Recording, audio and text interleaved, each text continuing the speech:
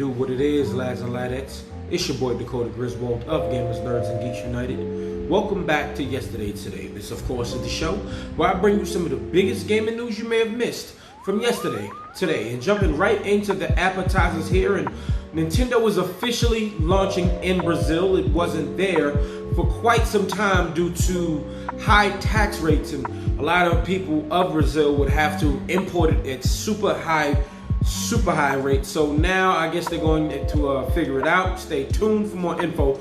Greetings to all Brazilian Nintendo fans out there. We're excited to announce that the Nintendo Switch will be coming soon to Brazil. And so if anybody from Brazil sees this, let me know how it feels for you.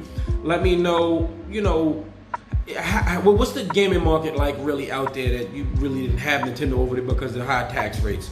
Let me know down in the comments below. Moving on, and the lead writer that's on the Vampire the Bloodlines Masquerade, the sequel, he got fired. He got fired, and it was really, it was unpleasant for him. He said his name was Brian Mitsoda, and he had a statement with rock, paper, shotgun, and he said this was a decision made by the leadership of Hardsuit Labs and Paradox Interactive. And it came out of nowhere, and he actually was also not given a reason.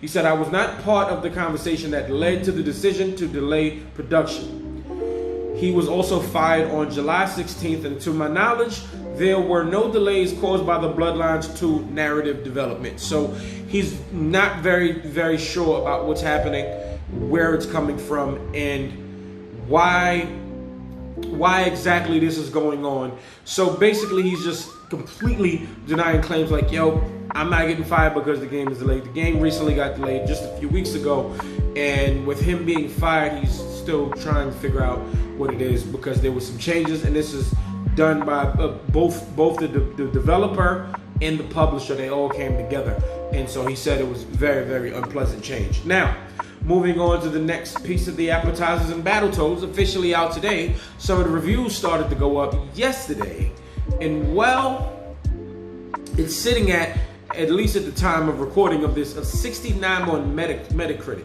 The Metascore, well, yeah, it's not looking too good. I wasn't really a fan, but then at the same time, it's 69, but then you got some really solid reviews. GameRant gave it a 90. It says Battletoads local co-op is very much appreciated and works great, but the lack of online co-op is sticking points that likely to disappoint a lot of people, especially with the ongoing coronavirus pandemic keeping people stuck to their homes. Very true, very fair point. Now let's go to read one of the lower. Attack of the Fanboy.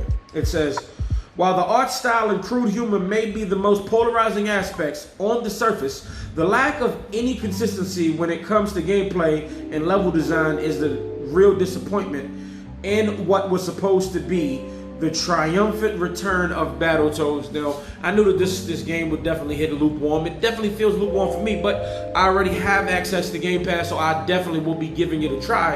And in fact, I will be activating my Game Pass Ultimate so I can get some of that good old xCloud on my phone when I'm mobile, or maybe I'm just not in the same room, and I'm definitely excited to do that. So I will be playing Battletoads first and foremost because I'm still very interested in this game regardless. Battletoads Arcade was probably my favorite one. Everybody loved Battletoads and Double Dragon, but this one, Battletoads Arcade, because it was a little gory, or maybe because some of their arms turned into axes and chainsaws. It was really awesome to me, and I definitely loved it, and I can't wait to play it. Moving on. Now, it's a mysterious Prince of Persia leak happened. It showed up on a website from South America, of course. A Twitter user by the name of Ken Zyro. They took it down, by the way.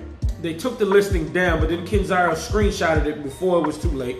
And it says Prince of Persia Remake. And it's also set to come out in November this year for both PS4 and the Nintendo Switch.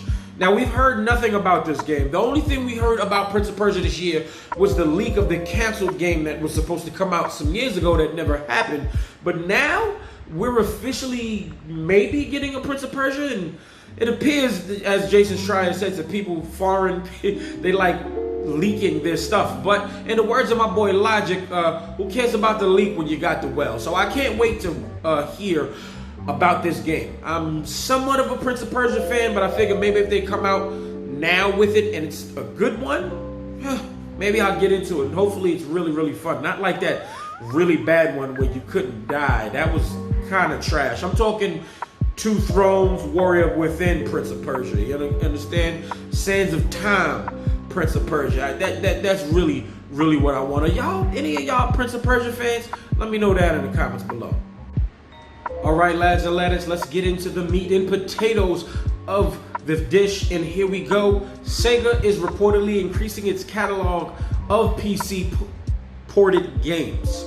This coming to you from NME.com, and well, it appears that, you know, because of the success of Persona 4 Golden, they're like, maybe we should keep putting this stuff on PC. Maybe you should put it on a Nintendo Switch. Where's my Persona 4 Golden? Where's my Persona 5 Royal? Okay? What about Scramble? Okay, what's going on? Can you port that over here? Can you bring it over, localize it? Please. We like your stuff on anything other than PlayStation as well. Okay? I don't even like turn-based RPGs, and yet when I cut on Persona 5, I have to play it for 2, 3, 4, 5 hours. And then I have to restart the game all the time because the music is amazing. And then when I'm in my car, I gotta listen to the soundtrack and listen to Last Surprise. Y'all make fantastic games. Put it on PC, put it on Switch, put it on Xbox. I promise you your numbers will grow. I promise you. Okay? PS4 ain't the only JRPG loving systems. We getting a lot of them on the Nintendo Switch, which is also a Japanese company. So boom, it goes with it. But they officially released a statement, and during it had to be translated. They said, going forward, we intend to aggressively promote the porting of previously launched titles to Steam and other new platforms. Under such direction, we would like to make multi-platform rollout and account and prepare the PC version and others from the start. Let's go. Let's go. So, Persona 5 are on the Nintendo Switch, Persona 4, whatever. I'm playing all of them. I'm buying all of them. Give me all the great JRPGs that you got, Sega. Especially the ones I'm into, because I really wasn't into it. And then, oh, you know what else you could bring to the Switch? Re-released it. I don't know why you didn't re-release it this gen anyway, but Persona 4 Ultimax, okay? The definitive edition of the fighting game. That awesome fighting game. That's really what got me into the world, because it was made by the same people that made Dragon Ball Fighter Z or Fighters, whatever. And it was awesome, okay? I didn't know anything about the game because I wasn't into JRPGs, but now I'm curious about this world. Put it across every platform you can put it on. Hey, maybe Xbox will pay for you to put it on Game Pass. Seriously. I would love to see it, and I'm not even a turn-based RPG guy, but I like your stuff. Come on now. Come on now. You're already giving us Yakuza. Keep it pushing. All right? Keep it pushing. Keep it on coming to us. But moving on to the next piece of this final meal here. It's 343 Industries. They denied the fact that they delayed the game to line it up with the production of the official show happening with Showtime, and it's like, nah, we're not doing that. And honestly, I don't even know why people are even questioning it, because we've all seen the game, right? It doesn't look done. It doesn't look ready, which is what they've been, especially Phil Spencer, if anybody, they've been extremely transparent with us. Now, they probably was like, yeah, we're probably going to have to end up delaying this anyway. People aren't going to be happy, but let's show them something. We've promised them gameplay, and this is what we have.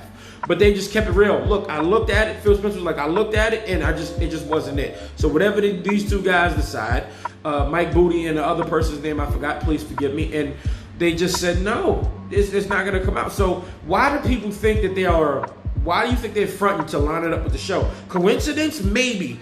But we don't even know when the game is officially coming out. I say, hey, make it your next big fall game, and maybe coincidentally the show comes out in the summer or in the fall, whatever, but I don't think that's what it is. But here's an official statement from him. He says, 343 Industries has a devoted transmedia team that is working with Showtime on the creation and production of the Halo TV show.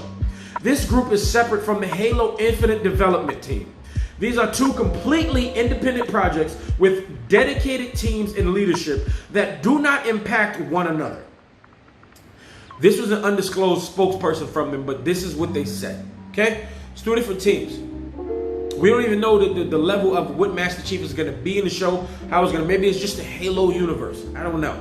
Let's not just start something. Somebody's always mad on the internet about something for whatever reason. But let's move on to the last and final story. And well, like I've been saying to you guys lately for most of the year, that I'm back on the Call of Duty boat. Call of Duty ship, Call of Duty cruise, whatever you want to say, all right? They released a cryptic message yesterday, right in the middle of people's Warzone games, and it was just like a whole political message and plans and stuff like that, and they were talking about, and it seems pretty cool, but then they leaked that they might be actually having a beta sometime soon, and I'm here for it, sometime in September, okay?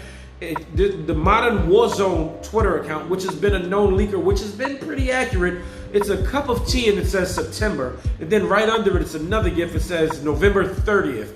So the release of the game November 30th and the beta September, regardless, I'm definitely jumping on this shit, because if it's anything like Black Ops, the original Black Ops, if it recaptures it for me, just like the Modern Warfare remake did for me, I'm all game, and I'm definitely playing the campaign. I'm not even dragging my feet on this. I'm not pool sharking. I'm not doing none of that. I am playing this campaign, and I'm going to jump into multiplayer, and I am going to dominate.